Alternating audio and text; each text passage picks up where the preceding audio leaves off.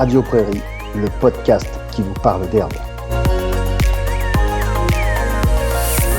Et bienvenue dans Radio Prairie, toujours la seule radio qui vous parle herbe, prairie et pâturage. Pour cette deuxième saison, nous appellerons chaque semaine des grands témoins du pâturage, ingénieurs, experts, éleveurs de Franche-Comté et d'ailleurs. Vous avez de l'herbe? Vous avez des clôtures? Dans les oreillettes ou dans la voiture, suivez notre podcast et pourvu que ça pâture. Cette semaine, Florian Anselme interroge Jean-Marie Curtil de la Chambre d'agriculture du doux territoire de Belfort sur la conception et les bénéfices des chemins d'accès au pâturage.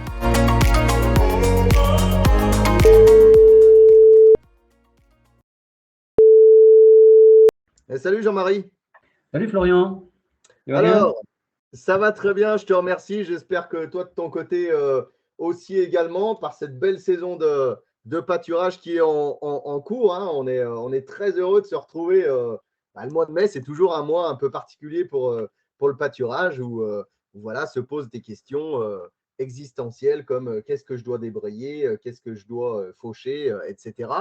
Et nous, aujourd'hui, on ne te contacte pas pour savoir ce qu'on doit débrayer, mais plutôt pour causer chemin, hein, puisqu'il paraît que tous les chemins mènent au pâturage, en tout cas, on l'espère. Oui. Mais voilà, nous, on a pas mal de questions régulièrement sur le terrain sur l'aménagement des chemins. Et puis, toi, tu suis quelques éleveurs tous les ans sur des restructurations de chemins hein, dans le cadre de tes missions à la Chambre du 25-90.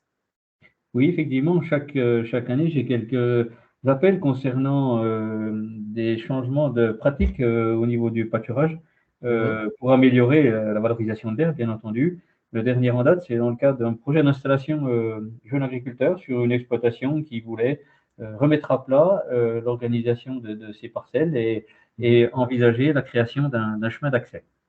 Ok, donc toi tu es conseiller prairie et fourrage à la Chambre du 25-90, hein, on a oublié de le préciser et on a oublié de le préciser parce qu'on se connaît plutôt bien puisque tu es animateur du groupe Herbe Franche-Comté. Et du coup, quels sont les éléments clés finalement auxquels penser quand on pense chemin? Alors, je pense que la priorité, c'est déjà de réfléchir à l'organisation du parcellaire et au découpage des surfaces avant de prévoir le tracé, je dirais, le plus adapté. Tout ça en fonction des souhaits de l'éleveur, du type de pâturage qu'il veut exercer et puis, bien entendu, de la configuration des terrains accessibles. Oui, oui. Et d'ailleurs, on renvoie à l'épisode avec Lucie Blanc de chez nous où on parlait découpage parcellaire et taille de parcelle. Ok, très bien. Donc, effectivement, il faut faire tout ça avant de penser à ces chemins. Et une fois qu'on a pensé à tout ça, quels sont les conseils concrets ce à quoi il faut penser en fait quand on pense chemin concrètement? Alors, je dirais qu'un bon chemin doit être réalisé pour durer, hein, jusqu'à 15-20 ans. Cette durée va dépendre notamment de la conception du chemin, avec bien entendu les étapes de décapage de la couche de terre végétale, et puis aussi de revêtement, de choix des matériaux, avec un emplacement, comme on l'a dit, le plus adapté possible, de façon à desservir un maximum de parcelles. On va aussi évoquer les aspects de largeur de chemin en fonction notamment de la taille du troupeau, avec en sortie de bâtiment, je dirais, des accès pour permettre une sortie rapide des animaux, où là, on va partir plutôt sur des largeurs de 5 mètres, de 4 à 5 mètres en tous les cas, et éventuellement sur des sols en dur, de préférence bétonnés, où éventuellement l'accès au tracteur peut se faire. Et puis après, on aura donc les chemins principaux qui vont desservir les parcelles, où souvent on est sur des largeurs assez classiquement de 3 mètres. On pourra monter jusqu'à 4 mètres pour des troupeaux de 80 à 100 vaches laitières et plus. D'accord. Voilà. Et sinon, donc, on va aussi et surtout favoriser l'évacuation de l'eau, qui est le principal ennemi des chemins, quel qu'il soit, par un revêtement bombé, je dirais, et une orientation des pentes qui permet l'évacuation de l'eau. Voilà. Ouais. On en profitera aussi peut-être pour installer des tuyaux d'eau ou des gaines électriques pour Ouais. l'abreuvement en prévision. Bien entendu, en dernier recours, on dresse la clôture électrique, de préférence à 50 cm du bord du chemin. Voilà. Ouais. Ok, ok. Donc, si je résume, il y a un premier chemin de 400 mètres béton, un chemin, des chemins secondaires, on va dire, de 3-4 mètres de largeur en fonction aussi de la taille du troupeau. Oui. Et puis, on favorise l'évacuation de l'eau et on pense aux tuyaux d'eau, aux gaines électriques, très bien. Et ces chemins un peu secondaires de 3-4 mètres de distance, de largeur, pardon. Quel matériau tu conseilles sur ces chemins-là? Alors souvent, on est sur des empierrements en dur, avec des matériaux locaux, issus de carrières les plus proches, souvent, Mhm. avec une finition qui peut se faire avec un casse-caillou ou éventuellement un revêtement de tout venant Mhm. qui va servir de support finalisé au passage des troupeaux. Ok, très bien. Très bien. Dans les dossiers que tu as suivis, est-ce que on avait beaucoup dans le bâtiment, on parle d'autoconstruction, mais là d'auto-travaux, ou est-ce que les gens déléguaient plutôt ça à des entreprises? Alors, la longueur du chemin va être relativement déterminante. Si c'est à Mhm. partir d'un chemin existant, on fait un simple prolongement, l'agriculteur peut lui-même éventuellement réaliser en autoconstruction, mais pour des longueurs plus conséquentes, en général, les exploitants font recours à des entreprises de TP spécialisées. Ok, donc ça existe également. Euh, une idée des coûts qu'on peut avoir, ou c'est vraiment très variable d'une entreprise à l'autre, ou en termes d'autoconstruction? Alors, les coûts vont être variables en fonction, bien sûr, de la nature du sol, comme on l'a dit, Mhm. de la disponibilité des matériaux, éventuellement de la Ouais. distance d'une carrière, Mhm.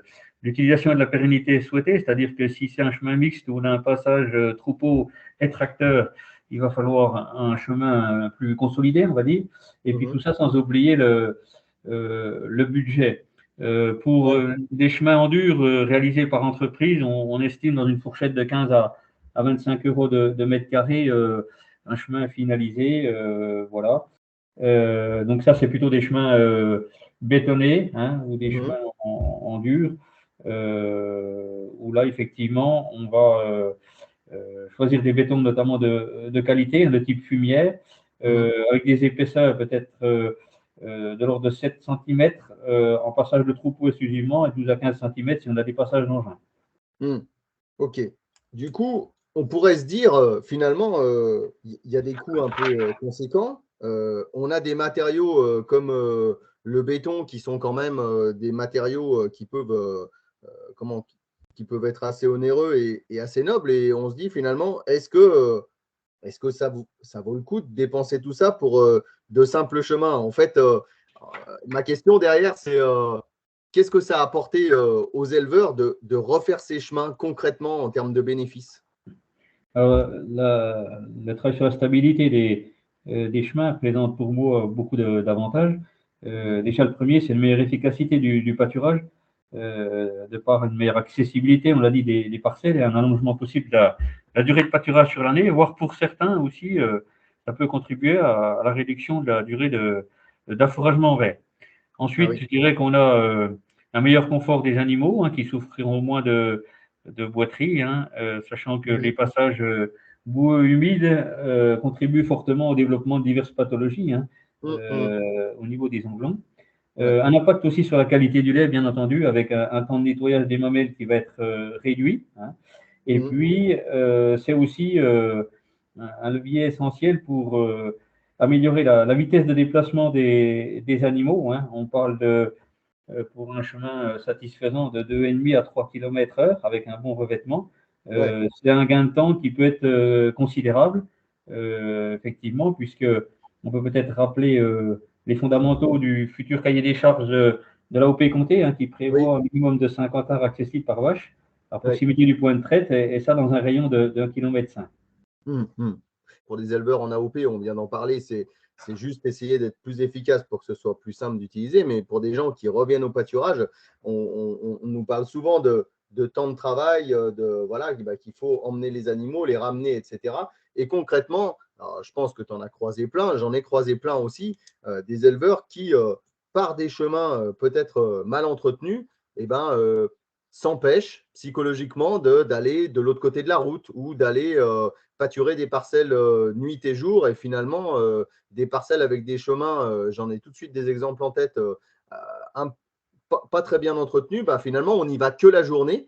Et on n'y va pas jour et nuit. Et du coup, tu as parlé d'efficacité du pâturage. Ça, pour l'efficacité du pâturage, ça peut parfois poser des problèmes et des choses auxquelles je n'avais pas pensé en direct. Effectivement, le confort et notamment à l'automne, on voit ce genre de pathologie apparaître sur les pieds. Le staphylocoque qui partent de l'infection d'un pied et qui remonte jusqu'à la mamelle. On a de temps en temps des choses comme ça.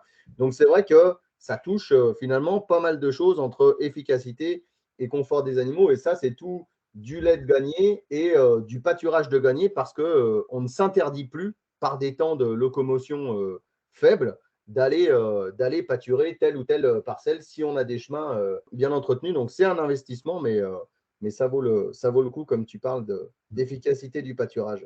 On peut dire aussi, c'est que l'évolution des structures, de par les tailles d'exploitation, doivent être bien réfléchies parce que souvent aussi à la clé, on a un projet bâtiment. Je pense aussi qu'il est important de rappeler que les échanges parcellaires peuvent aussi s'avérer utiles et judicieux, s'ils sont possibles, bien entendu, pour contribuer à une surface accessible proche qui va limiter aussi, bien entendu, la longueur de ces chemins à créer éventuellement. Ouais. Ce sera la conclusion sera sur l'intelligence collective aussi, parfois sur l'aménagement parcellaire. Et on pourra peut-être même faire un épisode de Radio Prairie là-dessus sur le fait de se mettre à 3 ou 4 autour d'une table pour aménager son parcellaire et en profiter pour refaire les chemins. Très bien. Eh bien, je te remercie, Jean-Marie. Et puis, à bientôt. Je pense qu'on se recontactera dans la saison pour quelques témoignages et quelques conseils pratiques comme cela. Merci beaucoup. Pas de souci. Merci Florian. À bientôt. À bientôt. Et j'en profite aussi au nom du groupe Herbe pour remercier nos fidèles auditeurs qui chaque semaine nous écoutent pour s'informer sur de nombreux sujets relatifs à la prairie et à la valorisation de l'herbe. Donc, merci à eux et bon pâturage. À bientôt, Jean-Marie. Salut. Allez, réagissez, commentez, interpellez-nous même. Rendez-vous la semaine prochaine et n'oubliez pas de pâturer. Radio Prairie, le podcast qui vous parle d'herbe.